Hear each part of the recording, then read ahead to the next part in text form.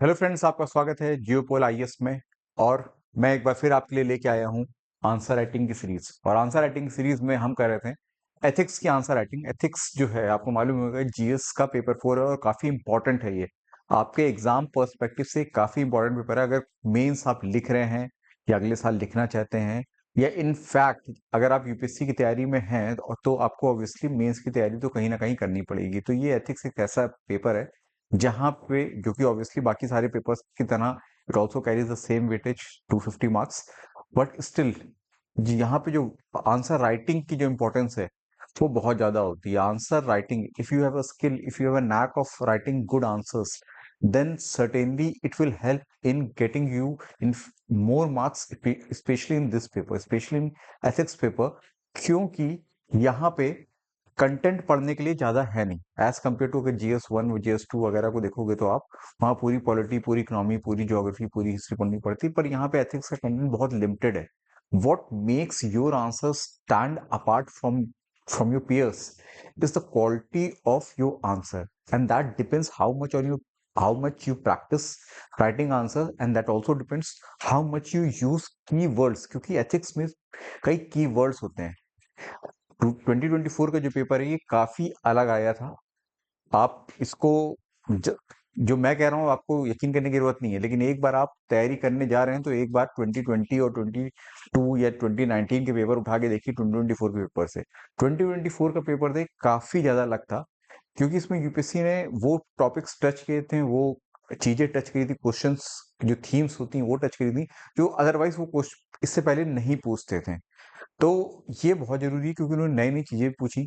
Question की जो length होती है, क्वेश्चन में एक एक क्वेश्चन में तीन तीन चार चार चीजें पूछी हैं, तो जो कि अपने आप ही क्वेश्चन को लेंदी बना देती है और डिफिकल्ट बनाती है। और हर चीज को उन्होंने पास से, मतलब इंडियन कल्चर से कनेक्ट करके पूछा है। और क्वेश्चंस की जो क्वालिटी है वो भी काफी ज्यादा इंप्रूव है। ये पिछले सालों से जो कई तरह के सेम क्वेश्चन आ रहे हैं ना, सेम पैटर्न पे, वो नहीं आ रहे हैं। आपको इस पेपर में एथिक्स, वो आपको इस पेपर में एथिकल वैल्यूज ज्यादा देखने को नहीं मिलेंगे। आपको इस पेपर में जो फाउंडेशनल वैल्यू सिविल सर्विस, जिसके ऊपर एक क्वेश्चन पक्का आता था, आपको इस पेपर में इमोशनल इंटेलिजेंस नहीं देखने को मिलेगा, एटीट्यूड नहीं देखने को मिलेगा, सिटीजन चार्टर्स वगैरह, सिटीजन चार्टर जो पूछते थे, वर्क कल्चर, जो कि इसके मतलब फेवरेट थीम थे, which are the UPSC favourite theme which they use to ask every now and then. तो वो नहीं पूछा जा रहा था इस बार 2024 के पेपर में। तो ये जरूरी है। तो पूछा क्या जा रहा था, कुछ नए टाइप के क्वेश्चन थे। तो ये सीरीज जो चल रही है, आप मेरे पुराने वीडियो उसमें जाके देखिए कि कैसे यूपीएससी ने जो एक गेम होता है ना आंसर राइटिंग का, और स्पेशली एथिक्स पेपर में, they have gone a notch higher. तो आपको भी अपने आंसर राइटिंग टेक्निक्स उस लेवल की लानी पड़ेंगी ताकि लिख सको। तो यही एक क्वेश्चन देख लीजिए कि इससे पहले इस तरह का क्वेश्चन कभी नहीं पूछा गया है। कितने भी 10 साल हो गए, 12 साल हो गए, पैटर्न चेंज हुए, यूपी एथिक्स का पेपर आ रहा है, लेकिन इस टाइप का क्वेश्चन नहीं पूछा गया है। ये क्वेश्चन एक ऐसा है जो आपके अदरवाइज, अगर आप सिविल सर्विस की तैयारी कर रहे हो, एथिक्स पढ़ रहे हो, तो आपके माइंड में आना चाहिए। क्योंकि पेपर 2 में सिविल सर्विसेज के ऊपर काफी क्वेश्चन, मतलब एक टॉपिक है पेपर 2 में सिविल सर्विसेज। तो वहां पे भी आप पढ़ते हो सिविल सर्वेंट्स के लिए क्या क्या चैलेंज है। तो यहाँ पे स्पेशली एक खास चीज पूछी गई है कि जो फीमेल सिविल सर्वेंट्स होती हैं, जो वुमेन जो होती हैं, जो women who go into services, उनके लिए उनको क्या चैलेंजेस फेस करने पड़ते हैं, what gender specific challenges they have to face while in services. तो ये क्वेश्चन है, क्योंकि ये आपके अदरवाइज आपके नॉर्मली भी किसी के दिमाग में ये सब चीजें आनी चाहिए कि मतलब क्या कुछ चैलेंज को फेस करना पड़ता है, क्या challenges which female public servant face is different from their male peers, क्या gender specific challenge, how it impact their contribution to the public services, how it impact their career progression, how it impact their personal life. तो ये सब चीजें हैं। तो ये question, ये अगर आप एनालाइज कर रहे हो तो हो सकता है आपके माइंड में कहीं ना कहीं हो किसी ना कोई यूपीएससी क्वेश्चन पूछ सकता है, लेकिन पूछा नहीं था। तो काफी अलग टाइप का क्वेश्चन है। एक बार पढ़ते हैं इन। और सबसे बड़ी बात कि इन्होंने, मैंने बोला कि आप ये हर क्वेश्चन ऑलमोस्ट इंडियन कल्चर से रिलेट करके पूछा जा रहा है, तो यहाँ पे भी यही है। In Indian culture and value system an equal opportunity has been provided irrespective of gender identity. Number of women in public service has been steadily increasing over the years. अब चाहते तो ये क्वेश्चन यहाँ से भी शुरू किया जा सकता था, लेकिन उन्होंने किया नहीं। उन्होंने एक लाइन और जोड़ दी, उसको इंडियन कल्चर से रिलेट कर दिया। तो और क्वेश्चन अब इन्होंने ये पूछा, examine the gender specific challenges faced by the female public servants and suggest suitable measures to increase their efficiency in discharging their duties and maintaining high standard of probity. मतलब यही है कि आपको जेंडर स्पेसिफिक चैलेंजेस बताने हैं जो female public servant face करती हैं, और सुटेबल मेजर्स बताने हैं ताकि वो चैलेंजेस को ओवरकम किया जा सके, so that they can discharge their duty and efficiently and maintain higher standard of probity, जो कि एक नॉर्मल सी चीज है। तो इसी को देखते हैं। पहले हम लोग क्या करेंगे, हमारा वही पैटर्न रहेगा, पहले हम कंटेंट डिस्कस करेंगे कि भाई कंटेंट लिखोगे क्या आंसर में। अगर आंसर में लिखने को है ही नहीं आपके पास, आपने पढ़ा ही नहीं है वो चीज, आपने सोची ही नहीं है वो चीज, तो क्या लिखोगे। आंसर राइटिंग फॉर्मेट बता के मैं जस्ट आपको मतलब भी क्या होएगा कि आंसर में ये डायग्राम इधर बना दो, तो वो पहले आपके दिमाग में पढ़ा होना चाहिए। जब पढ़ोगे तो क्या कहते हैं वो अपने आप स्ट्रक्चर वहां बनेगा। तो पहले कंटेंट देखते हैं कि क्या लिखा जा सकता है। तो सीधे क्वेश्चन पे आ जाते हैं कि व्हाट challenges या what gender specific challenges are faced by the female public servants। तो challenges में आप पूरा लिख लीजिएगा।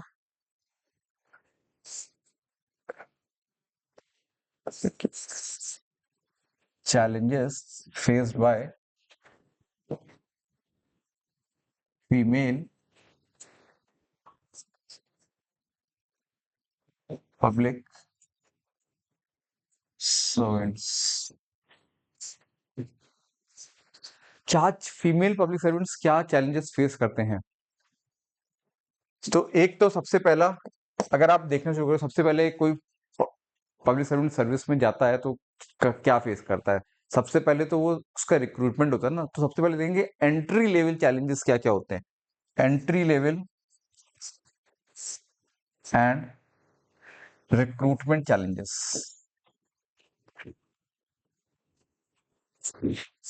कि एंट्री लेवल और रिक्रूटमेंट पे क्या चैलेंजेस उनको फेस करने पड़ते हैं, वो है बहुत सिंपल सा है ऑब्वियसली।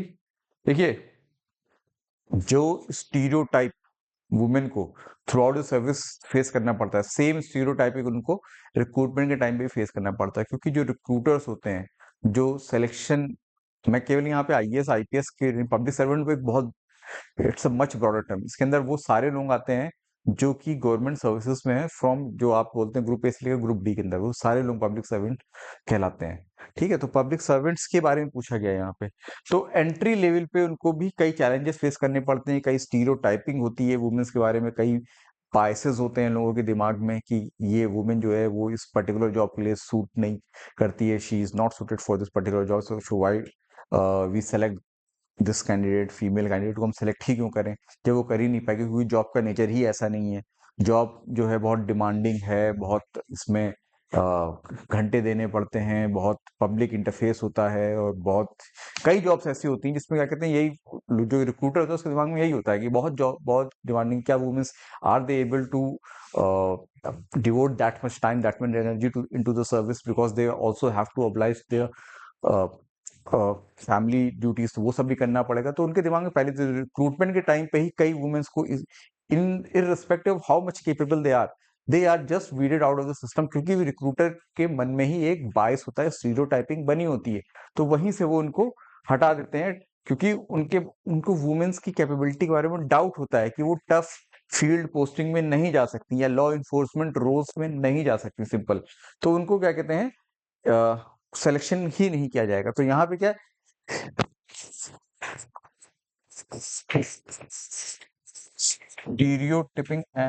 स्टीरियोटाइपिंग एंड इम्प्लिसिट बायस होता है वुमेन्स के अगेंस्ट में, जो क्या करता है,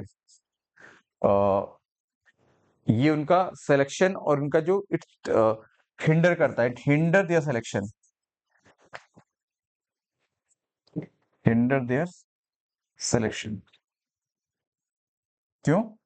बिकॉज जो सिलेक्शन एजेंसीज होती हैं या फिर जो रिक्रूटिंग एजेंसीज होती हैं, वो उनको कंसिडर करती हैं एस कैस नॉट फिट फॉर टफ, ये टफ लिखा है नॉट, वुमेन को कंसिडर करती हैं कि they are not fit for tough field posting. तो एक तो उनको सबसे पहले एंट्री लेवल पे ही चैलेंज फेस करना पड़ जाता है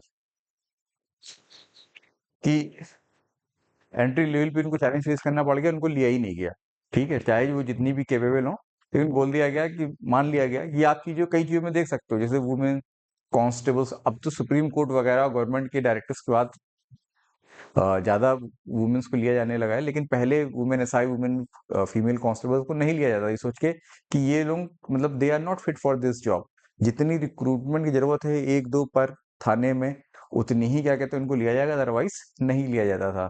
ये सोच के कि उनसे ये जॉब हो ही नहीं पाएगा, they are not considered to be fit for this kind of tough field posting. की ट्रैफिक पुलिस में भी है तो कई घंटे बैठ के आपको अंडर सनलाइट आपको बिताने पड़ेंगे, तो ये सब चीजों को सोच के उनको ले ही लिया जाता, बात खत्म हो जाती थी वहीं पे। वहीं से उनको वीड आउट करना शुरू कर देते हैं। अगर मान लो सेलेक्ट हो जाती हैं, जब ये सेलेक्ट हो जाते हैं तो उसके बाद उनको वर्क कल्चर में, वर्क प्लेस कल्चर में भी और वर्क प्लेस इन्वायरमेंट में भी काफी उनको यही स्टीरियोटाइपिंग और यही इम्प्लिसिट बायस, उसके अलावा और भी कई चीजें फेस करनी पड़ती हैं। तो दूसरा क्या होएगा आपको, work place culture and environment, इसमें भी उनको कई चीजें फेस करनी पड़ती हैं। फॉर एग्जाम्पल मेल डोमिनेटेड, जहाँ पे वो ऑब्वियसली कई पब्लिक सर्विस में भी आएंगी, तो पब्लिक सर्विस भी क्या है, यहाँ पे मेल डोमिनेटेड कल्चर है, क्योंकि मेल्स ज्यादा है यहाँ पे। अब जब मेल्स ज्यादा हैं तो मेल डोमिनेटेड वर्क कल्चर भी वो बनाते हैं। वहां पे जो एटीट्यूड्स होते हैं, जो सोचने का तरीका होता है, वो सब मेल डोमिनेटेड ही होता है। जैसा हम लोग मेल्स सोचते हैं वुमेन्स के बारे में, तो वो same thinking it carries into the work culture. आप वर्क कल्चर क्या होता है, वर्क कल्चर होता है कि informal attitudes, informal by system which prevails in any work place. कोई ऑर्गेनाइजेशन के अंदर, चाहे प्राइवेट हो चाहे पब्लिक हो, जो भी वहां पे informal attitudes, informal behaviours, informal transactions जो होते हैं, उसको कलेक्टिवली बोला जाता है कि वहां का वर्क कल्चर या वर्क प्लेस कल्चर बोला जाता है उसको। तो यहाँ पे भी जो वर्क कल्चर है क्या है, मेल डोमिनेटेड कल्चर है। पेट्रियार्कल एटीट्यूड्स यहाँ पे भी प्रिवेल करते हैं। पेट्रियार्कल एटीट्यूड क्या होता है कि womens are considered as subordinate, या womens are not considered as equal to the male. तो यहाँ पे भी पेट्रियार्कल, बाकी चीजों में भी जैसे बोला जाता है कि वुमेन घर के बाहर नहीं जा सकती, वुमेन ये नहीं कर सकती, वुमेन वो नहीं कर सकती, वही पेट्रियार्कल एटीट्यूड होता है।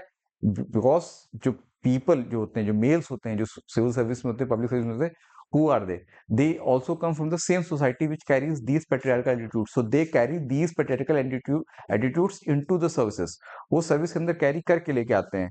तो जिसकी वजह से क्या होता है कि मतलब काफी हॉस्टाइल वर्क इन्वायरमेंट कभी कभी वुमेन को फेस करना पड़ता है। They have to face hostile work environment.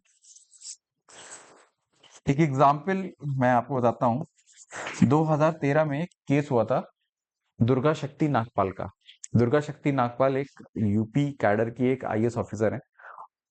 उन्होंने सैंड माफियाज को, यूपी में जो सैंड माफिया का नेटवर्क था, सैंड माफियाज थे, उनको एक्सपोज किया। और उनको एक्सपोज करने के कारण क्या हुआ कि चूंकि वो वुमेन थी और उन्होंने तक हार्श स्टेप लिया, इतना कठिन सीधे एक्सपोज कर दिया, और वो भी अपने सुपीरियर्स से कंसल्ट किए बगैर, ऐसा कुछ हुआ होगा या पॉलिटिशियंस। तो क्या हुआ कि उनको अपनी ही जो उनके कलीग्स थे वहां से उनको सपोर्ट नहीं मिला। उनको सपोर्ट नहीं मिला because they considered that she is acting something which is contrary to the, मतलब which is something contrary to the norms, कि उनको ऐसा नहीं करना चाहिए था, क्योंकि वो वुमेन थी, उनको अकेले जाके एक्सपोज नहीं करना चाहिए था, खतरा हो सकता था, इस तरह की बातें। जो पेट्रियार्कल एटीट्यूड से उनको पहले कंसल्ट करना चाहिए था, लेकिन उन्होंने अपनी कैपेसिटी में ये चीज करी, क्योंकि because she was an IAS officer, तो उन्होंने अपनी कैपेसिटी में वो चीज करी। लेकिन उसके बावजूद उनके कलीग्स ने उनको फर्स्ट टाइम में, मतलब जो फर्स्ट इंस्टेंस में सपोर्ट नहीं दिया। लेकिन बाद में जब ये बात मीडिया में आई, पब्लिक आउटक्राई हुआ, इसके ऊपर बहुत हो हल्ला हुआ, तो फाइनली फिर उनके तो सपोर्ट स्टार्ट पोरिंग इन, कि उनको सपोर्ट मिलना शुरू हो गया, लेकिन पहले नहीं मिल पाया। तो ये मेल डोमिनेटेड कल्चर जो होता है, वहां पे सब कुछ मेल डोमिनेटेड, मेल अब इनफॉर्मल नेटवर्क्स बने होते हैं किसी भी ऑर्गेनाइजेशन में। वैसे सिमिलरली पब्लिक एडमिनिस्ट्रेशन में इनफॉर्मल नेटवर्क्स बने होते हैं, क्लब्स होते हैं और सोसाइटीज होती हैं, सिविल सर्वेंट्स की आईएएस आईपीएस लॉबीज होती हैं।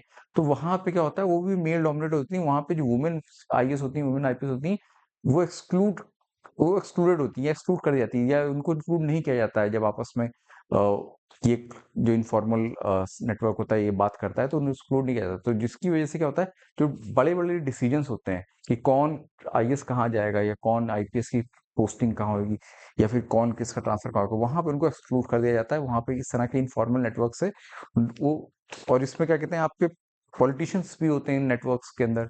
तो पॉलिटिशियंस और ब्यूरोक्रेट्स ये सब जो मिलकर जब आपस में इंटरेक्ट करते हैं, डिसीजंस लेते हैं बड़े बड़े, किसको कहाँ पर पोस्टिंग दें, किसको कहाँ पर ट्रांसफर दें, तो वहां पे ये फीमेल जो पब्लिक सर्वेंट्स होती हैं दे गेट एक्सक्लूडेड, क्योंकि वो इन इनफॉर्मल नेटवर्क्स के पार्ट नहीं होती हैं। तो ये एक ही एक ही जो मेल डोमिनेटेड कल्चर होता है, इसके अलावा भी और कई चीजें होंगी आपके, जैसे फॉर एग्जांपल आपका लोअर रिप्रेजेंटेशन एट हायर या सीनियर पोजीशन। वुमेन का जो रिप्रेजेंटेशन है स्पेशली एट बिल्कुल लीडरशिप पोजीशंस या सीनियर पोजीशन, वो बहुत कम है, बहुत कम है। इसको बोला जाता है ग्लास सीलिंग इफेक्ट। मतलब कि वुमेन्स को इनकेपेबल माना जाता है कि वो लीडरशिप पोजीशन या higher post, senior post handle नहीं कर सकती। तो जब उनको इसलिए माना है तो उनको माना जाता है कि ये ग्लास सीलिंग क्या होती है कि इस they can't rise above this thing, तो एक उनकी सीलिंग बना दी जाती है, जैसे जॉइंट सेक्रेटरी लेवल, उस लेवल पे। तो उनको मतलब नॉर्मली मान लिया जाता है कि ये इससे ऊपर जाएंगी तो देयर परफॉर्मेंस विल हिंडर। वो इससे ऊपर की जो लेवल्स हैं, हायरार्कीज हैं, they are not, womens officers are not fit for those hierarchies, उन पोजीशन को होल्ड करने के लिए नहीं है। तो जैसे maximum to maximum joint secretary तक चले जाएंगे, तो ये उनकी ग्लास सीलिंग हो गई। ऐसा माना जाता था पहले, हालांकि अब थिंग्स आर चेंजिंग। तो many womens are holding secretary level jobs, तो वो इसके अलावा दूसरी, तो ये ग्लास सीलिंग इफेक्ट हो जाता है इसकी वजह से।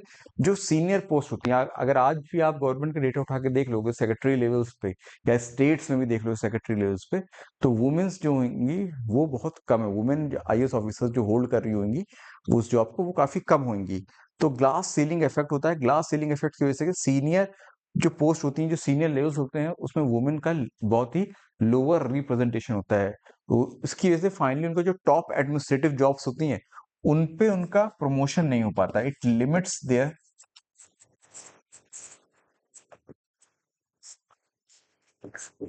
promotion at top administrative jobs।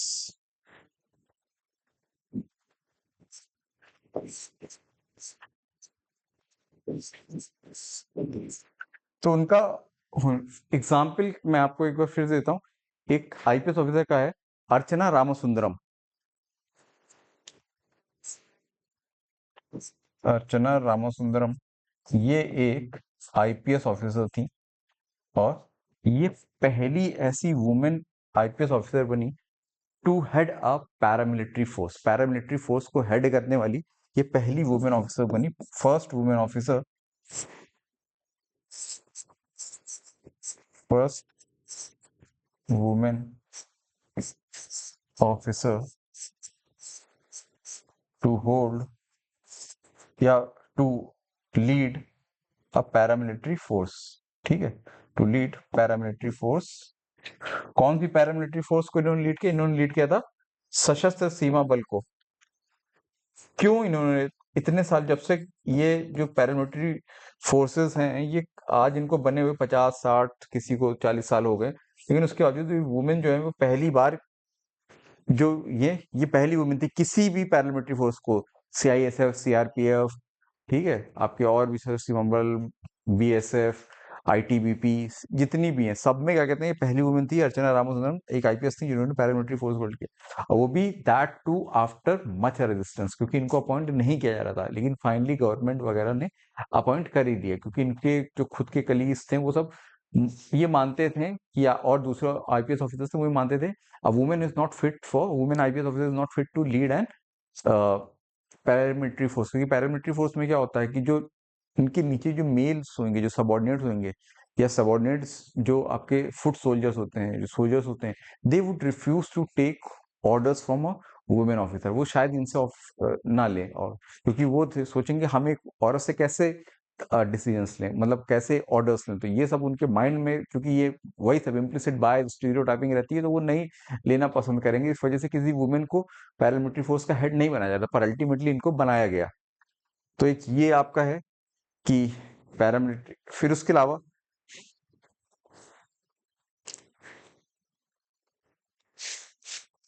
Gender stereotyping, ये हम लोग बात कर चुके हैं, लेकिन यहाँ पे एक अलग से इसको लेते हैं, जेंडर स्टीरियोटाइपिंग। अब अगर वुमेन्स सेलेक्ट होती हैं या फिर आ जाती हैं आईएएस वगैरह, जैसे वुमेन आईएएस ऑफिसर्स होती हैं, तो क्या होता है, उनको जो पोस्टिंग दी जाती है वो भी क्या कहते हैं, उनकी स्टीरियो टाइप के अकॉर्डिंग ही दी जाती है। जैसा सोसाइटी में स्टीरियो टाइपिंग है, जैसे इम्प्लिसिट बायस उनके अगेंस्ट में, उनको पोस्टिंग भी उसके ही अकॉर्डिंग मिलती है। क्योंकि वो जो इम्प्लिसिट बायस होते हैं, स्टीरियो टाइपिंग होती है, दे क्वेश्चन देयर कॉम्पिटेंस। वो मानते हैं कि मतलब they are not competent to hold this particular portfolio, they are not competent to hold that force, क्योंकि वो वहां पे टफ जॉब है। तो काफी उनको स्टीरियोटाइपिंग फेस करने पड़ते हैं। जैसे कई जगह माना जाता है she is too soft, she is too emotional. तो जब ऐसी स्टीरियोटाइपिंग को झेलनी पड़ेगी तो क्या होगा कि वो फिर उनको जिसको टफ पोस्टिंग मानी जाती है वो उनको नहीं दिया जाएगा। फॉर एग्जाम्पल, उनको जो होता है आपके, जैसे पुलिस में ही हो गया, आईपीएस में ही हो गया, तो बहुत वुमेन जो होती है उनको आईपीएस की कम दी जाती है, कम सेलेक्ट किया जाता है।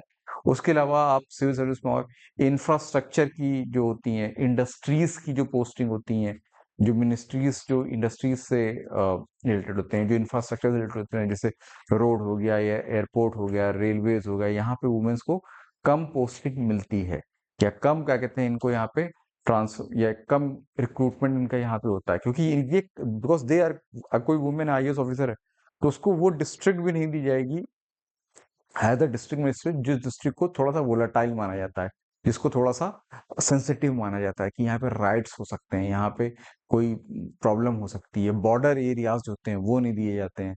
तो ये सिमिलरली क्या कहते हैं, अगर सेंट्रल लेवल पे हो या किसी और स्टेट लेवल पे भी हो, तो उनको कुछ डिपार्टमेंट्स है, जैसे इंफ्रास्ट्रक्चर डिपार्टमेंट्स है, उनका सेक्रेटरी नहीं बनाया जाता है।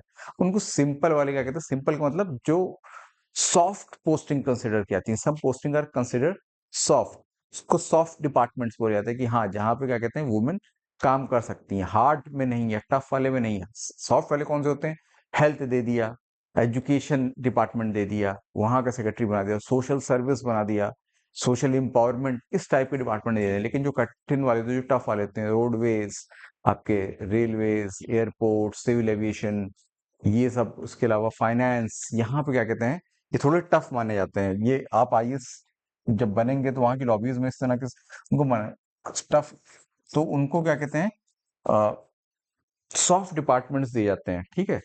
तो वुमेन्स जो होती हैं दे आर असाइंड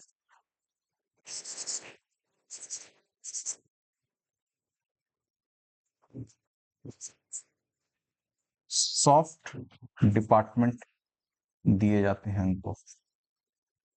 जैसे सॉफ्ट डिपार्टमेंट कंसिडर किया जाता है, एग्जाम्पल एजुकेशन। अब यहाँ पे कोई डिपार्टमेंट सॉफ्ट या हार्ड नहीं है, लेकिन क्या कहते हैं अब उनको माना जाता है कि डिपार्टमेंट सॉफ्ट है, यहीं पे वुमेन यहीं पे सुटेबल है, इसके अलावा और कहीं सुटेबल नहीं है। एजुकेशन, सोशल सर्विस, इस तरह के दे दिए जाते हैं, और उनको इंफ्रास्ट्रक्चर, फाइनेंस, इस तरह के लॉ, इस तरह के जो टफ पोस्टिंग होती है वहां पे उनको नहीं माना जाता है। एग्जाम्पल यहाँ पे भी है कि फॉर एग्जाम्पल जो किरण बेदी थी, ठीक है, एनआईएस आईपीएस ऑफिसर, आपने बहुत नाम सुना होगा ये। किरण बेदी ने जब काफी इंटरव्यू में बोला कि एज अ वुमेन उनको काफी कुछ मतलब बायसेस या स्टीरियोटाइपिंग झेलनी पड़ी थी।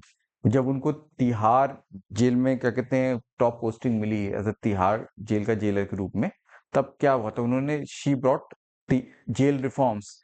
तो लेकिन उनको जब जेल रिफॉर्म्स इंप्लीमेंट करने थे तो उनके खुद के ही जूनियर ऑफिसर्स उनको अपोज कर रहे थे, because it was considered that she is not fit person to implement those reforms. वो वुमेन है, वो इस तरह के डिसीजन इंप्लीमेंट नहीं कर पाएंगी, कैदियों को सुधारने वाले, कैदियों को सही करने वाले।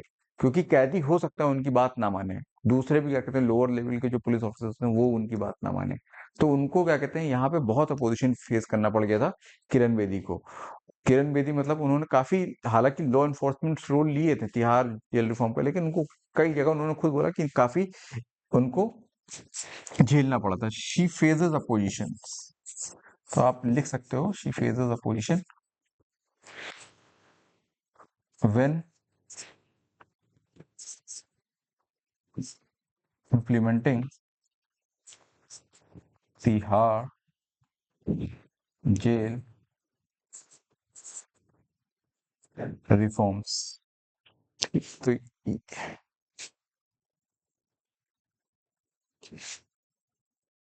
ये चीजें भी वुमेन को काफी झेलनी पड़ती हैं।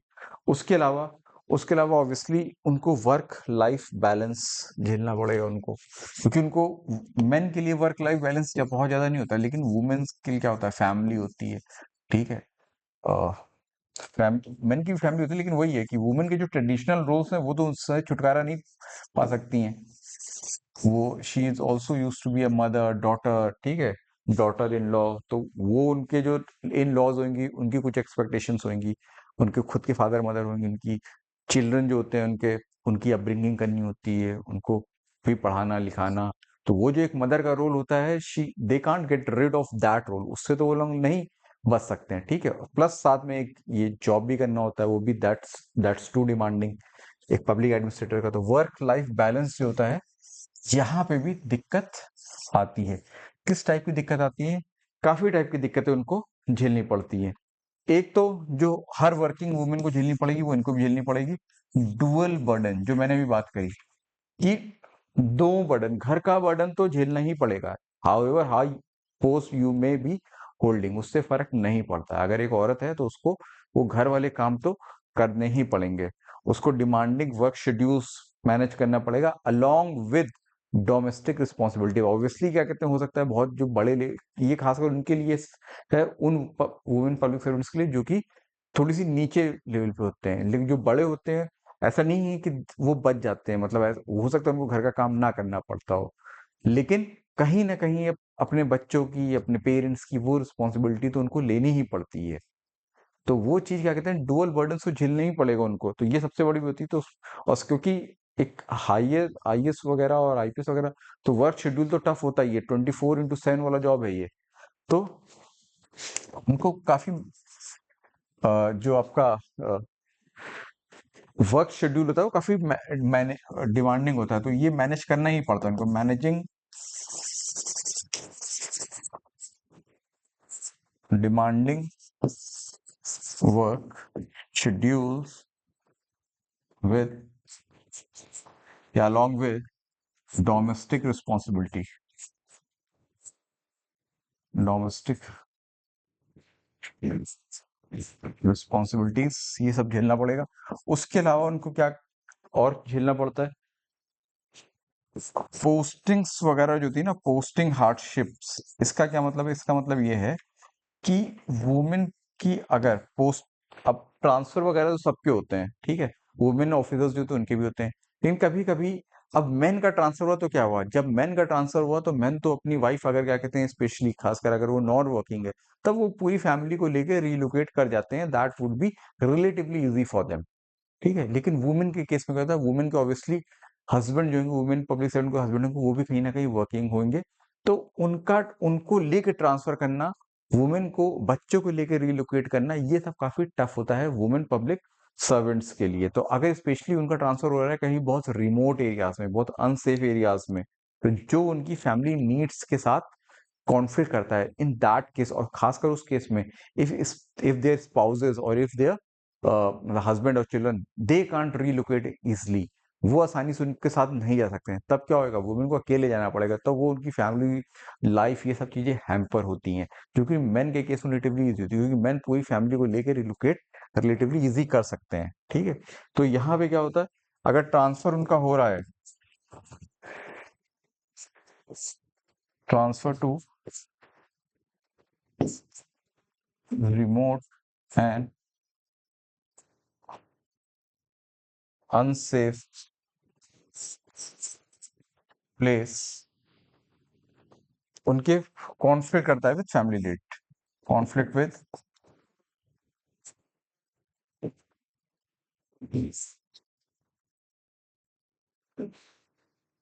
खास कर तब जब उनकी फैमिली रिलोकेट ना कर सके उनके साथ, स्पेशली व्हेन देयर, ये एफ है, family can't relocate easily with them। तो ये भी हो गया। उसके साथ एक और चीज है जो वुमेन सर्वेंट्स को झेलनी पड़ती है, वो होती है जिसको बोला जाता है मैटरनिटी पेनल्टी या फिर motherhood penalty.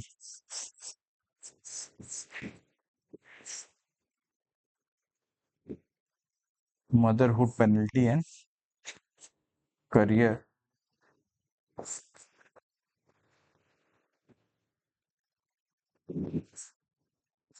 Progression. Motherhood penalty and career progression, इसमें क्या होता है कि जो वर्किंग मदर्स होती हैं, जो वर्किंग पब्लिक सर्वेंट, इस केस में वर्किंग मदर्स के केस में वर्किंग पब्लिक सर्वेंट्स जो होती हैं, फीमेल पब्लिक सर्वेंट्स, वो क्या होते हैं, उनको ये प्रॉब्लम झेल, ऑब्वियसली वो जब when they expecting a child, तब उनको क्या करते हैं, then they take a maternity leave. और मैटरनिटी लीव जो लेती हैं वो 28 वीक्स की इंडिया में सैंक्शन है अकॉर्डिंग टू लॉ। तो 28 वीक्स मतलब ऑलमोस्ट 6 महीने कह रहा हूँ। तो ये 6 महीने की जब वो मैटरनिटी लीव लेती हैं, और जब वो मैटरनिटी लीव 6 महीने घर पे रहती हैं, उसके बाद जब वापस आती हैं, तो उनकी प्रमोशन, ठीक है, उनके जो प्रमोशंस वगैरह मतलब रिलेटिवली स्लो हो जाते हैं, क्योंकि उनका जो जूनियर होएगा वो उन 6 महीने में हो सकता है उनका सीनियर बन जाए या उनके बराबर आ जाए। तो ये क्या है कि वो 6 महीने चूंकि घर पे रही, तो उनको सैलरी वगैरह तो मिलती रहती है, लेकिन प्रमोशन के जो प्रोस्पेक्ट्स होते हैं वो कम हो जाते हैं। वो जब ज्वाइन करेंगी तो उनके बराबर के लोग ऊपर जा चुके होंगे, जब रीज्वाइन करेंगी तब उनके बराबर के लोग ऊपर जा चुके थे, लेकिन वो उसी लेवल पे रहती हैं। तो क्या है, तो ये उनको करियर प्रोग्रेशन के टर्म्स में, प्रमोशन के टर्म्स में एक अनसेट पेनल्टी फेस करनी पड़ती है। मतलब कहीं लिखा नहीं है, पर एज अ वुमेन के नजर में देखो तो ये उनकी पेनल्टी है। मदरहुड मतलब, मदरहुड अपने आप में एक डिमांडिंग टास्क होता है, लेकिन मदरहुड के बावजूद उनको पेनल्टी फेस करनी पड़ती है, क्योंकि मतलब अब obviously if they are giving birth to child, तो वो तो ऑब्वियसली छुट्टी लेंगी, लेकिन इसके बदले में उनको पेनल्टी फेस करनी पड़ती है। तो खासकर वो वुमेन पब्लिक सर्वेंट्स जो कि मदर बनना चाहती हैं, या तो वो अब ये डिसीजन पोस्टपोन कर देती हैं कि हम मदर ही नहीं बनेंगे, या तो उस डिसीजन को क्या कहते हैं, लेती ही नहीं है, ठीक है, वो मदरहुड एंजॉय नहीं कर पाती हैं, इस डर के मारे कि उनका करियर प्रोग्रेशन हैम्पर होएगा, उनका प्रमोशन उनको नहीं मिलेगा। या फिर क्या कहते हैं, अगर वो मतलब if they choose to become a mother, तब क्या होता है, तब वही उनको ये पेनल्टी उनको फेस करनी पड़ती है, और उनको देखना पड़ता है कि उनके जूनियर जो साथ वाले होते हैं वो बराबर मतलब उनके सीनियर बन जाते हैं ऊपर। तो ये उनकी क्या कहते हैं प्रमोशन, और जब प्रमोशन कम होता है तो ऑब्वियसली पे वगैरह भी, उनको पे भी पेनल्टी फेस करनी पड़ती है। तो ये पेनल्टी उनको फेस करनी पड़ती है जो मैंने आपको बता दिया। तो इस पेनल्टी को स्पेशली जब वो रिटर्न करती हैं, when they return या when they rejoin after maternity leave. तो इसमें जो मदरहुड पेनल्टी है, इसको हम लोग मैटरनिटी पेनल्टी भी बोलते हैं। तो ये भी है उनके साथ। और फिर एक सेफ्टी सिक्योरिटी कंसर्न्स तो रहेंगे ही। अब ये वाला जो था पॉइंट काफी बड़ा था, तो इसको वर्क लाइफ बैलेंस, ये काफी बड़ा पॉइंट था। अगले पॉइंट पे चलते हैं। अगला पॉइंट जो है आपका safety and security concern. Women's अगर क्या कहते हैं वुमेन पब्लिक सर्वेंट भी हैं, तो क्या होगा, तो उनको सेफ्टी और सिक्योरिटी कंसर्न्स तो झेलने पड़ते ही हैं। सेफ्टी एंड कैसे कैसे झेलने पड़ते हैं कि फील्ड ड्यूटी, जो रिस्क फील्ड ड्यूटी पे काफी पोस्टिंग्स होती हैं या फील्ड ड्यूटी ऐसी होती हैं जो काफी डिफिकल्ट होती हैं, जहाँ पे खतरा होता है, तो फील्ड ड्यूटी पे रिस्क झेलना पड़ता है। एग्जाम्पल आपके कॉन्फ्लिक्ट प्रोन एरियाज में, जहाँ पे कॉन्फ्लिक्ट वगैरह हो रहा, राइट हिट एरियाज में, डिजास्टर हिट एरियाज में, तो यहाँ पे उनको सेफ्टी और सिक्योरिटी रिस्क रहते ही हैं राइट हिट एरियाज में। इसके अलावा उनको sexual harassment at work place, sexual harassment in office, ये भी झेलना पड़ता है, अक्सर झेलना पड़ता है। For example, undue advances from their colleagues, ठीक है, फ्रॉम देयर सीनियर्स, या फिर सेक्सुअली फेवर्ड जोक्स, जो कि मतलब which are cracked in very distasteful manner, तो वो सब भी झेलना पड़ता है उनको, ठीक है। तो ये सब सेक्सुअल हैरेसमेंट जो तो ऑफिस में, यहाँ पे आप एग्जाम्पल एक ले सकते हैं। एक ऑफिसर थी, आईएएस ऑफिसर थी, जिनका नाम था रूपा बजाज, ठीक है, रूपा बजाज, इनका पूरा नाम था रूपा देओल बजाज, रूपा देओल बजाज। इन्होंने क्या किया था, ये पंजाब में पोस्टेड थी, तो ये एक आईएएस ऑफिसर थी, और उन्होंने चार्जेस लगाए थे एक सीनियर आईपीएस ऑफिसर के अगेंस्ट, कि शी ही यूज्ड टू सेक्सुअली हैरेस, या she used to make sexually favour advances towards her. तो एंड उन्होंने केस में मतलब कोर्ट में लगाए थे, and she one the case, मतलब ये फैक्ट है, ये एक सही केस है। तो इतनी बड़ी आईएएस ऑफिसर्स को भी झेलने पड़ते हैं सेक्सुअल हैरेसमेंट, तो लोअर लेवल की जो फीमेल पब्लिक सर्वेंट्स होते हैं, उनको तो झेलने ही पड़ते हैं। तो ये सब भी इनके सेफ्टी रिस्क हैं जो वर्क प्लेस में उनको झेलने पड़ते हैं। उसके अलावा एक चीज होती है इनफॉर्मल नेटवर्क्स, जिसके बारे में मैंने पहले थोड़ा डिस्कस किया था, लेकिन एक बार फिर से बोल देते हैं। इनफॉर्मल नेटवर्क डिसएडवांटेज क्या होता है, जो खासकर आईएएस वगैरह आईपीएस वगैरह होते हैं, ये लोग अपना एक इनफॉर्मल नेटवर्क बना के रखते हैं, ठीक है। इनफॉर्मल नेटवर्क बना के रखने का क्या मतलब है, आपस में क्लब्स बनाते हैं, सोसाइटी बनाते हैं, जिस यहाँ पे मिलते हैं, बैठते हैं, बात करते हैं। ये वहाँ पे कुछ सीनियर्स भी आते हैं, जूनियर्स भी आते हैं, सारे कलीग्स आते हैं, पॉलिटिशियंस भी इन्वॉल्व होते हैं। वहाँ पे इस चीज़ों को डिसीजन लिए जाते हैं कि किसको कहाँ पे पोस्ट किया जाए, कौन कहाँ के लिए सूटेबल होएगा। आपने देखा होगा, ठीक है, पार्टीज करते हैं आपस में। तो ये सब चीजें क्या कहते हैं, जो होती हैं। तो इसमें चूंकि ये सब मेल डोमिनेटेड होती हैं, जितने मेल डोमिनेटेड सोशल स्पेसेस होते हैं, जो मैंने आपको बताया, पार्टीज हो रही हैं, क्लब्स बनाए गए हैं, सोसाइटीज बनाई गई हैं, और इनफॉर्मल आजकल व्हाट्सएप ग्रुप्स बनाए गए हैं, तो ये सब चीजें क्या कहते हैं, चलती रहती हैं। लेकिन वहां पे ये सब मेल डोमिनेटेड होती हैं, फीमेल, और यहाँ पे फीमेल पब्लिक सर्वेंट्स जो होती हैं, दे गेट एक्सक्लूडेड, वो एक्सक्लूड हो जाती हैं एज अ रिजल्ट उनका। और यहाँ पे मैंने क्या बताया, यहाँ पे बड़े बड़े डिसीजन की बातचीत यहीं पे होती है कि किसको कहाँ पे पोस्ट किया जाए, किसको पोस्टिंग दी जाए। तो ये सब चीजें चूंकि एक्सक्लूड हो जाती हैं, तो इनका कैरियर एडवांसमेंट हिंडर करता है या फिर हैम्पर करता है। तो ये भी सबसे बड़ी प्रॉब्लम है, दे एक्सक्लूड होती हैं, they being excluded from male dominated social spaces, from male dominated social spaces. इसकी वजह से क्या होता है, दैट फैसिलिटेट करियर, या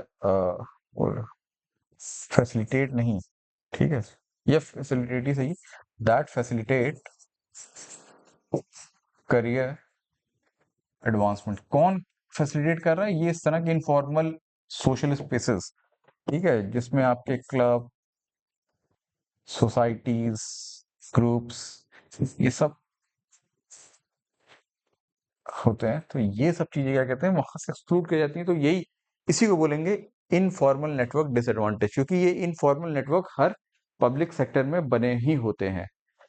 अ, जैसे एक एग्जांपल यहाँ पे भी है, एक आईएएस ऑफिसर थी, जिनका नाम था रजनी सेकरी, रजनी सेकरी सिब्बल, ठीक है। इन्होंने क्या कहता है, हरियाणा में टीचर्स रिक्रूटमेंट स्कैम को एक्सपोज किया था। टीचर के रिक्रूटमेंट में धांधली हो रही थी, उसको इन्होंने एक्सपोज किया।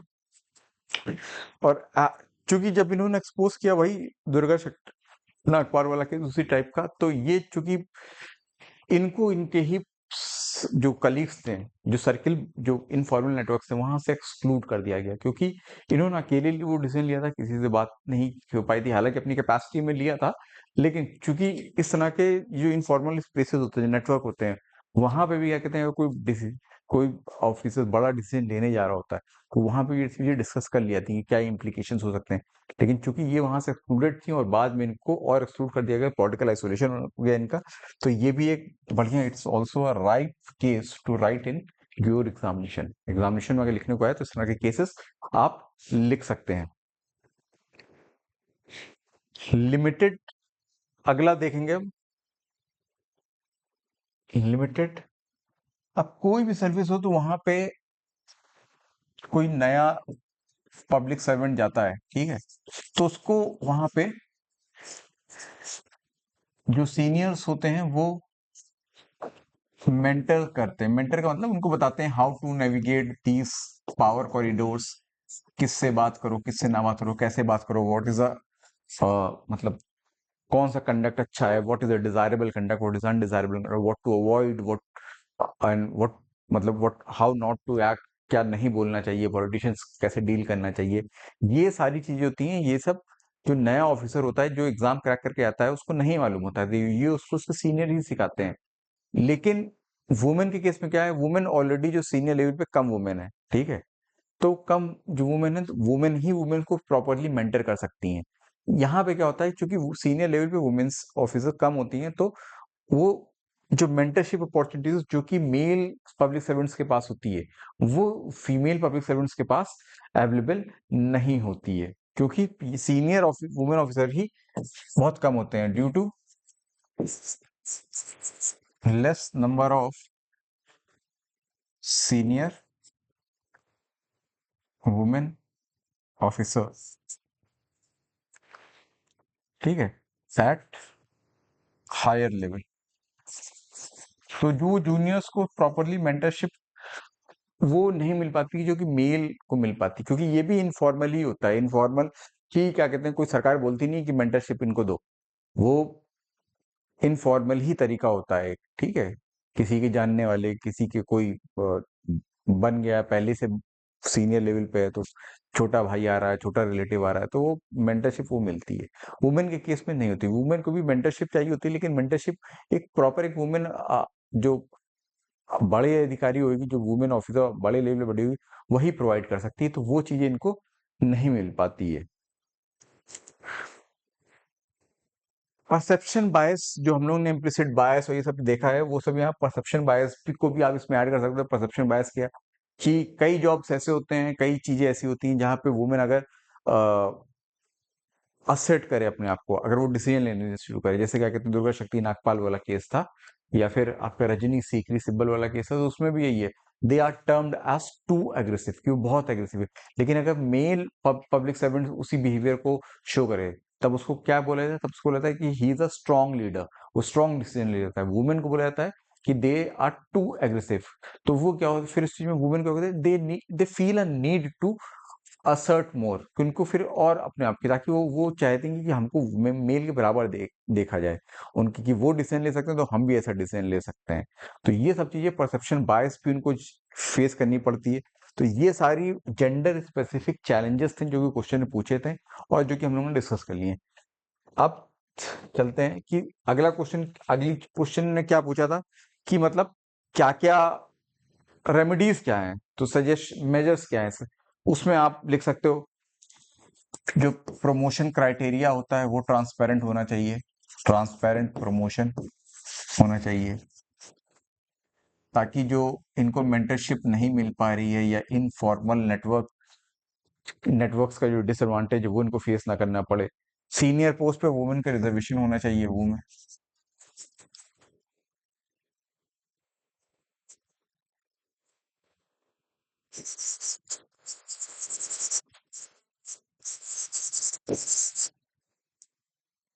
ये होना चाहिए इनका, ठीक है।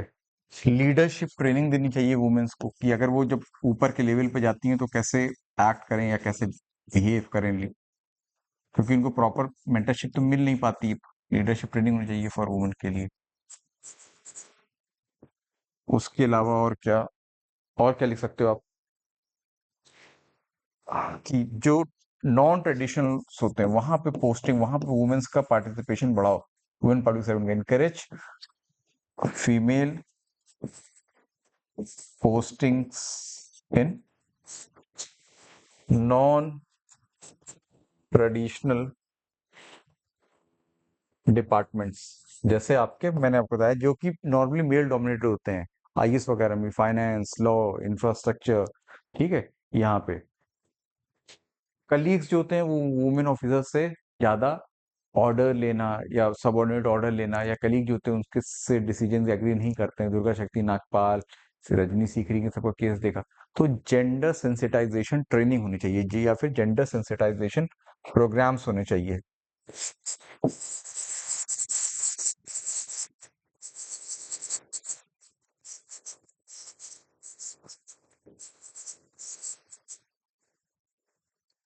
जेंडर सेंसिटाइजेशन प्रोग्राम्स होने चाहिए ताकि जो अन हम सबके male society, male dominated society, तो बायसेस रहते हैं, ठीक है, जो कि मतलब अनकॉन्शियस माइंड में रहते हैं, तो उनको एड्रेस करने के लिए ये होना चाहिए।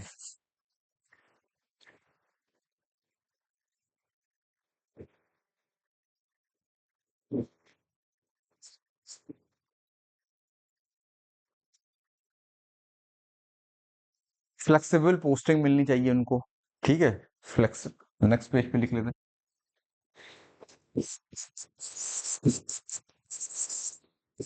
फ्लेक्सिबल पोस्टिंग्स उनको मिलनी चाहिए, ठीक है।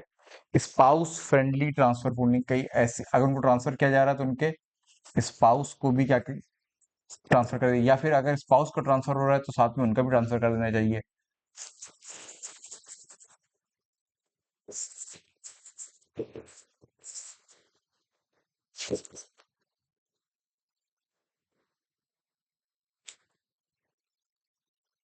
इंक्लूसिंग इंक्लूसिव नेटवर्किंग प्लेटफॉर्म्स, जो इनफॉर्मल नेटवर्क है अगर वो बन रहे हैं तो वो इंक्लूसिव होनी चाहिए, कि वुमेन ऑफिसर्स को एक्सक्लूड ना किया जाए। कोई सोसाइटीज, कोई क्लब, कोई पार्टी हो रहा है तो वहां पे इनको भी इनवाइट किया रहो, या इनको भी क्या कहते हैं एज अ मेंबर बनाया जाना चाहिए उनका।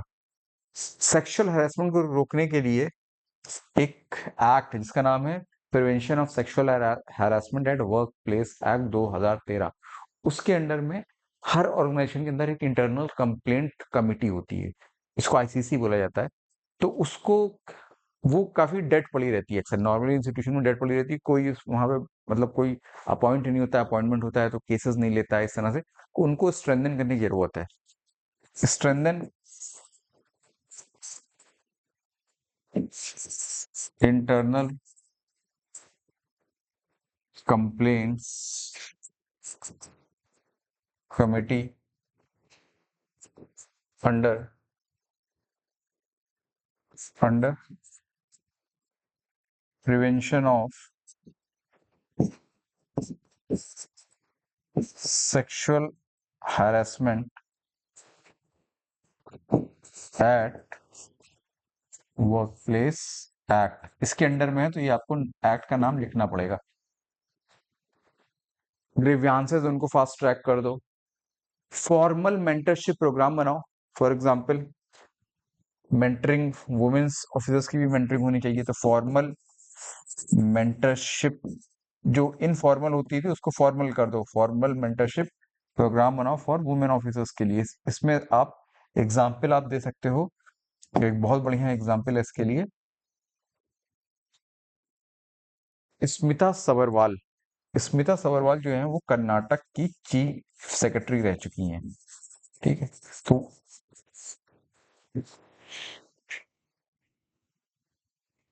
तो नहीं, स्मिता सबरवाल नहीं है यहाँ पे, सॉरी। यहाँ पे जिस लेडी ऑफिसर का नाम है वो है वंदिता शर्मा। वंदिता शर्मा जो है ये कर्नाटक की चीफ सेक्रेटरी रह चुकी हैं, ठीक है, former chief secretary of of Karnataka ये रह चुकी हैं। और इन्होंने क्या किया है, इन्होंने एज अ चीफ सेक्रेटरी रहते हुए जो यंग वुमेन ऑफिसर्स हैं उनके लिए मेंटरशिप प्रोग्राम, एक इनफॉर्मल मेंटरशिप प्रोग्राम चलाया था। तो इनका एग्जाम्पल बहुत सही है। ठीक है, वो एक इन्होंने क्या, एक शी रन या she use to run an informal networking, sorry networking नहीं, informal mentoring program for young inductees या फिर जो यंग आईएएस ऑफिसर्स आ रहे हैं उनके लिए। ठीक है, उन्होंने एक्टिवली मेंटर्ड किया था यंग वुमेन ऑफिसर्स को जो कर्नाटका कैडर की थी। तो उनका जो आपका एग्जाम्पल है ये बहुत सही एग्जाम्पल है। तो ये सारे क्या कहते हैं आप लिख सकते हो जो हम लोगों ने डिस्कस किए हैं,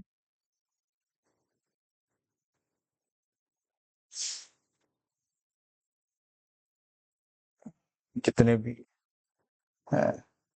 अब वापस आते हैं एक बार क्वेश्चन पे। ठीक है, अब चूंकि क्वेश्चन क्या है, in Indian culture and value system an equal opportunity has been provided irrespective of gender identity. क्योंकि साफ साफ बोलता है कि इंडियन कल्चर में और वैल्यू सिस्टम में वुमेन को इक्वल अपॉर्चुनिटी प्रोवाइड की गई है, या हर किसी को इक्वल अपॉर्चुनिटी प्रोवाइड की गई irrespective of gender identity. Gender नहीं देखा जाता। तो यहाँ पे जो अगर आप लिखना चाहोगे तो ये आपके इंट्रोडक्शन में ही ये चीज आएगी। ठीक है, जब इंट्रोडक्शन में आएगी तो आप यहाँ पे इंडियन कल्चर में तो कई जो फेमस वुमेन्स हुई हैं उनके नाम लिख सकते हो। तो आप इंट्रोडक्शन जब लिखोगे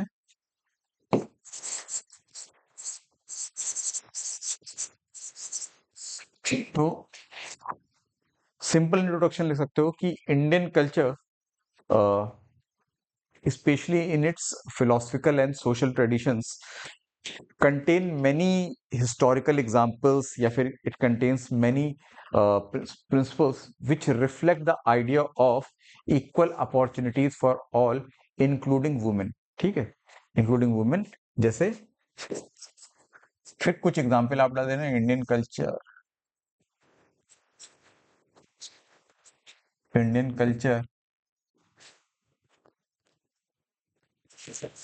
in its social and philosophical traditions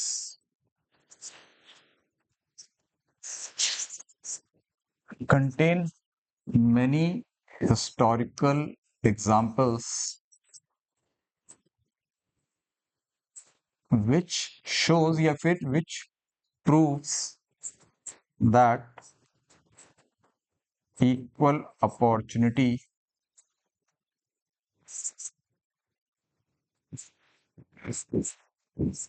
existed for all including women। ये आप इंट्रोडक्शन लिख सकते हो।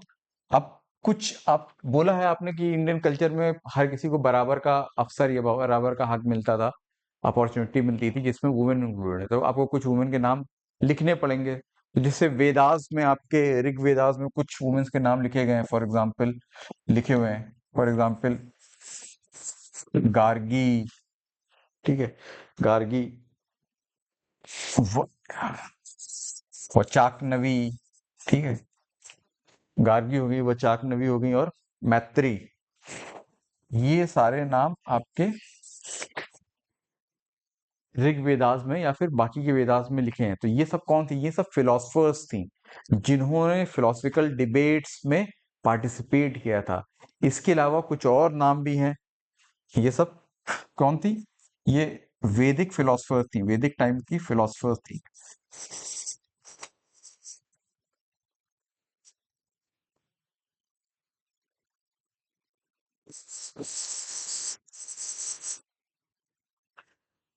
ये फिलोसफर्स थी।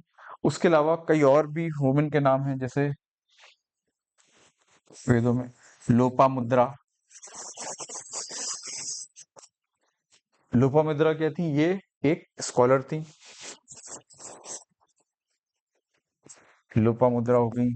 और लोपामुद्रा के साथ साथ आपकी अपाला। अपाला एक पोएटेस थी, इनका नाम भी वेदों में है। तो ये सारे नाम आप सपोर्ट कर सकते हो। इसके अलावा जो आप जानते हो कि अगर पॉलिटिकल पावर की बात करो कि सॉवरेन पावर, तो कई क्वींस हुई हैं, क्वीन रानी लक्ष्मीबाई, ठीक है, अहिल्याबाई होलकर, रानी दुर्गावती, ये सारी क्वींस हुई हैं जो कि क्या कहते हैं, जो शो करती हैं कि women are equally capable to hold sovereign power. तो इनके नाम लिख सकते हो। उसके अलावा इक्वल अपॉर्चुनिटी जब 18th सेंचुरी में थोड़ी कम हुई, तो स्वामी विवेकानंद के कई सोशल रिफॉर्मर्स आए, जैसे स्वामी विवेकानंद, आप राजा राम मोहन राय, ईश्वर चंद्र सागर, इनके नाम ले सकते हैं, because they also advocated for women empowerment and equal opportunities for all women. तो ये सारे आप इंडियन कल्चर से जो जो मैंने एग्जांपल्स दिए हैं, इनमें से जितने भी आपको सही लगे आप लिख सकते हो, आपका इंट्रोडक्शन बन जाएगा। अब इंट्रोडक्शन बन गया, उसके बाद आप सिंपल ये लाइन लिखना है, in recent time the numbers of women public servants are increasing in Indian public services, but there are certain gender specific challenges which these female या which these women public servant face। और वो सारे challenges वही होंगे जो हम लोग ने डिस्कस किए हैं। तो वो सारे challenges आपको लिख देने हैं पूरे। और फिर उसका क्वेश्चन अगला क्या है कि सजेस्ट सम रेमेडियल मेजर्स, तो वो भी हम लोग डिस्कस कर लिया, वो लिख देने हैं।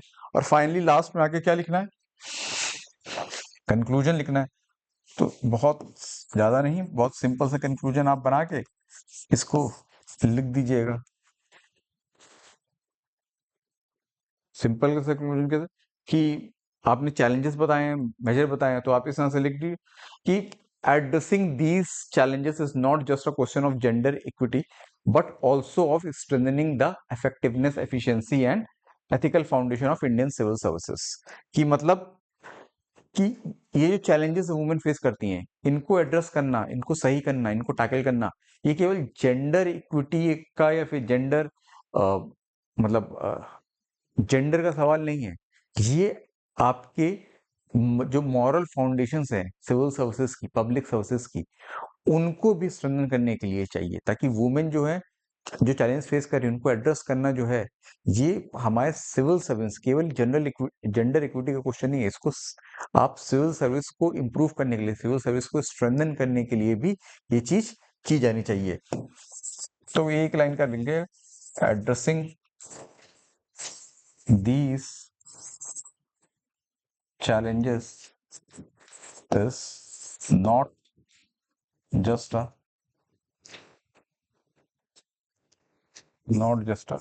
question of gender equity but also of strengthening the effectiveness,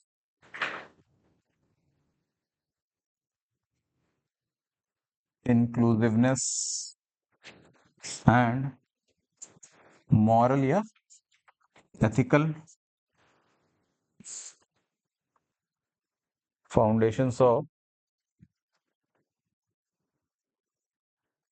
civil public service. जो कि सिविल सर्विस का नाम उस क्वेश्चन में नहीं लिखा है, आप सीधे पब्लिक सर्विस लिखिए। तो ये आपका इंट्रोडक्शन और साथ में कंक्लूजन हो गया। आप चलते हैं, बस खाली फॉर्मेट में देख लेते हैं कि फॉर्मेटिंग कैसे करेंगे इसकी। तो यहाँ पे आपको इंट्रोडक्शन लिख देना है जो हम लोगों ने डिस्कस किया है, या कोई और जो आपको सही लगता हो। और ये जरूर आपको इंट्रोडक्शन में करना है कि भाई इंडियन कल्चर का नाम है, तो एग्जाम्पल्स आपको वही लोपामुद्रा, पाला, जो पोइटेस, स्कॉलर, या फिर आपका वचनकवी और गार्गी, मैत्री वाला, या फिर कोई जो क्वींस के हम लोग नाम डिस्कस किए, वो सब आपको यहाँ पे लिखना जरूर है, ठीक है। बगैर उनके नाम लिखे बगैर इंट्रोडक्शन अच्छा नहीं होएगा आपका। वो आपको इट मतलब ये शो करेगा कि मतलब you lack a depth of knowledge about Indian culture की, जहाँ पे आप इंडियन कल्चर में जो वुमेन्स के या फिर कि कैसे इंडियन कल्चर इक्वल अपॉर्चुनिटी दिया है वुमेन के, तो लर्नड वुमेन्स के या जो ऐसी वुमेन्स की जो पॉलिटिकल पावर होल्ड कर चुकी हैं, उनके एग्जाम्पल्स आप नहीं लिख पा रहे हो, मतलब you lack the depth of Indian culture system. आप इंडियन कल्चर में वो जाके वो एक दो एग्जाम्पल्स भी नहीं लेके आ पा रहे हो। तो एग्जाम्पल्स लिखना बहुत जरूरी है जो मैंने आपको बताए हैं। या कोई और आते हैं तो वो भी बता दीजिए। फिर उसके बाद हम लोगों ने क्या बात करी थी कि चैलेंजेस क्या क्या फेस करने पड़ते हैं, तो बस आपको यही करना है, चैलेंजेस लिख देने हैं जितने, ठीक है। 8 के अराउंड डिस्कस किया मैंने, अगर 5-6 भी लिख देते हो प्लस एग्जाम्पल के साथ बड़ा अच्छा रहेगा। फिर आपको कुछ मेजर्स बताने हैं। मेजर्स तो ऑब्वियसली हम लोगों ने एक एक लाइन के डिस्कस किए हैं, तो एक एक लाइन के डिस्कस कर देने। हाँ, यहाँ पे जो आप चैलेंजेस लिख रहे हो, ये हम लोगों ने सब हेडिंग के फॉर्म में डिस्कस किया था कि gender stereotyping, work place environment, work place culture and environment, ठीक है। उसके अलावा जितने भी आपके entry and representation challenges, gender stereotyping in posting, work life balances challenges, motherhood penalty, career provision, safety and security concerns, informal networking disadvantage, perception bias, वो सारे आपका कहते हैं वो यहाँ पे सब हेडिंग के फॉर्म में लिखने हैं, फिर एक लाइन या फिर एक एग्जांपल से उसको सब्सटेंशिएट करना है। तो ऐसे होना चाहिए। फिर आपके और फाइनली यहाँ पे कंक्लूजन। तो ये आपका जो आंसर बनेगा, ये बिल्कुल सही आंसर बनेगा, या फिर परफेक्ट नहीं बोलेंगे पर हाँ, कि काफी अच्छा रहेगा, तो मतलब देखने में इस तरह के आंसर अच्छे रहेंगे। तो जितना भी मैं हम लोगों ने डिस्कस किया, अगर आप इसका, जो कि मैं हमेशा से बोलता हूँ वही फिर बोल रहा हूँ, if you write 40% of what we have discussed here, you will get more than 50-60% in your answer, ठीक है। तो आपको अपना आंसर इसी पैटर्न पे लिखना है। बाकी कुछ आपको ये क्वेश्चन रिपीट हो सकता है, काफी अच्छा क्वेश्चन था, तो मेरे ख्याल से इसको इस तरह क्वेश्चन को आपको प्रिपेयर करना चाहिए, ठीक है। तो यहीं पे हम अपना ये सेशन एंड करते हैं और नेक्स्ट सेशन में मिलेंगे एक नए क्वेश्चन के साथ।